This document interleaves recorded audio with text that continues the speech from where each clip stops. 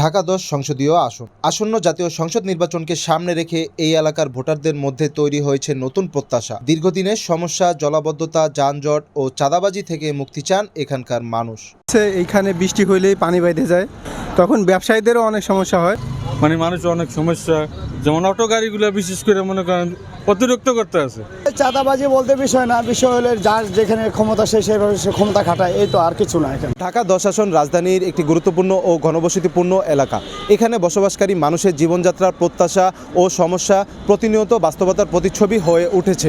সব সরকারই মনে করেন আশা দেয় জনগণের, কিন্তু বাস্তবতা মনে করেন কখনো আমরা দেখতে পাই না। যেই আসুক, আমাদের দেশের উন্নয়নই আমাদের হচ্ছে মেইন। এ বিষয়ে কথা বলছেন ঢাকা ১০ আসনের এক নির্বাচনী প্রার্থীও। আমরা যদি আল্লাহ চাহে জনগণের রায় ম্যান্ডেট পাই, এই জনগণকে সাথে নিয়ে মোকাবেলা করবেন ইনশাআল্লাহ। জলাবদ্ধতার জন্য অবশ্যই ড্রেনেজ সিস্টেমকে আধুনিক করতে হবে।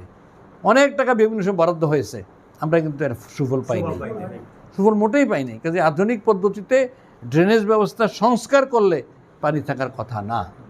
সব মিলিয়ে ঢাকা ১০ আসনের ভোটারদের চাওয়া একটাই, দুর্ভোগমুক্ত এলাকা ও জবাবদিহিমূলক নেতৃত্ব। এখন দেখার বিষয় তাদের এই আশা আকাঙ্ক্ষা কতটা প্রতিফলিত হয় ব্যালটের রায়। আসন্ন ত্রয়োদশ জাতীয় সংসদ নির্বাচনে ঢাকা ১০ আসনের জনগণের আশা আকাঙ্ক্ষা ও প্রত্যাশা তুলে ধরার চেষ্টা করছিলাম আমি, রাখুল রানা, জাগো নিউজ 24, ঢাকা।